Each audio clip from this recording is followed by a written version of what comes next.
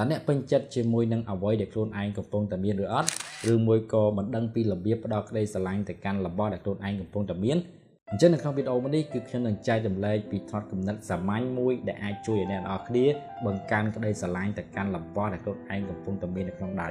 មនុស្សយើងភាគច្រើនគឺគាត់ឧស្សាហ៍កលែងតែមើលនៅជ្រុងម្ខាងនៅក្នុងន័យអវិជ្ជមានទៅលើរបស់ដែលខ្លួនឯងកំពុងតែមានជាឧទាហរណ៍ចាក់ស្ដែងបើសិនជាយើងមានទូរស័ព្ទស៊េរីទាបមួយគ្រឿង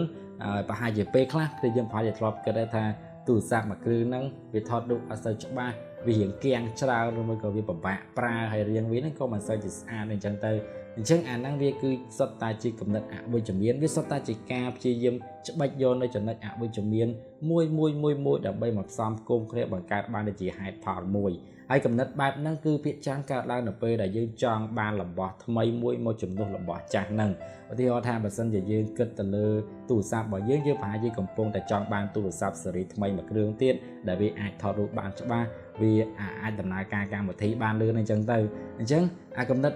បែបអវិជ្ជមានរបៀបថាយើងអង្គុយឆ្កឹះយកនៅតែ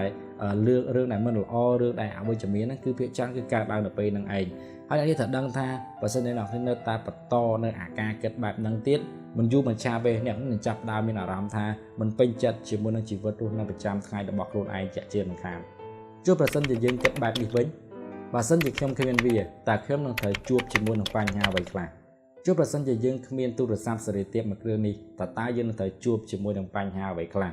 ខ្ញុំប្រហែលជាពិបាកនៅក្នុងការឆាតឆ្លើយឆ្លងគ្នាជាមួយនឹងមិត្តភ័ក្តិជាមួយនឹងក្រុមគ្រួសាររបស់ខ្ញុំឬមួយក៏ខ្ញុំហ្នឹងគឺអត់មាន Facebook មើលអត់មានឆាតលេងអត់មាន YouTube មើលឬមួយក៏អត់មាន game លេងអញ្ចឹងទៅឬមួយក៏ខ្ញុំពិបាកនៅក្នុងការស្រាវជ្រាវមេរៀនពិបាកក្នុងការស្រាវជ្រាវការងារអញ្ចឹងទៅអញ្ចឹងអានេះគឺវាសុទ្ធសឹងតែជា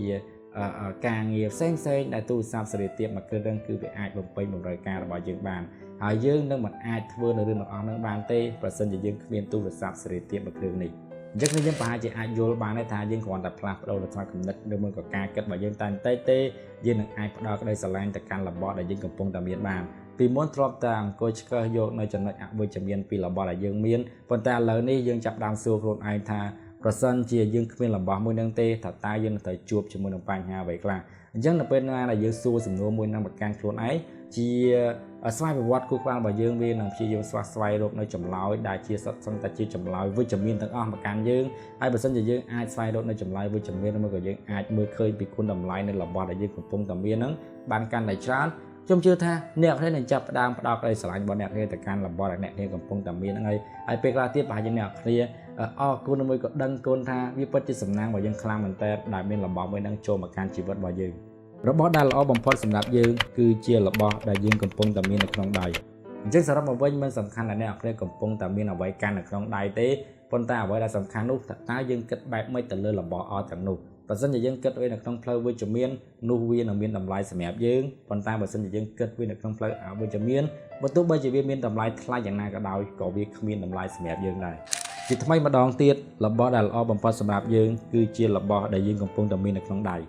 អញ្ចឹងគោលបំណងនៅក្នុងវីដេអូនេះគឺខ្ញុំគ្រាន់តែចង់ឲ្យអ្នកនរគ្នាចេះផ្ដោតដោយស្រឡាញ់ទៅកាន់របស់ដែលខ្លួនឯងកំពុងតែមានហ្នឹងទេហើយវាគ្មានអ្វីល្អជាជាងផ្ដោតដោយស្រឡាញ់ទៅកាន់អ្វីដែលយើងកំពុងតែមានហ្នឹងទេព្រោះថាអាហ្នឹងគឺជាការបង្កើតនូវសេចក្តីសុខជូនខ្លួនឯងហើយខ្ញុំក៏ជឿថាវីដេអូនេះនឹងអាចធ្វើឲ្យអ្នកគ្នាអាចដោះស្រាយនៅបញ្ហាមួយនឹងបានហើយក៏អាចធ្វើឲ្យអ្នកគ្នាផ្ដោតដោយស្រឡាញ់ទៅកាន់របស់ដែលខ្លួនឯងកំពុងតែមានហ្នឹងបានកាន់តែច្រើនផងដែរហ្នឹងហើយវីដេអូនេះក៏មានត្រឹមតែប៉ុណ្្នឹងដែរហើយក៏សូមអរគុណគ្នាយើងដែលបានតាមដានទស្សនាតាំងពីដើមរហូតដល់ចប់តោះនេះខ្ញុំបាទម៉ៅប៊ូនីសូមអរគុណសូមជម្រាបលាជួបគ្នានៅក្នុងវីដេអូក្រោយ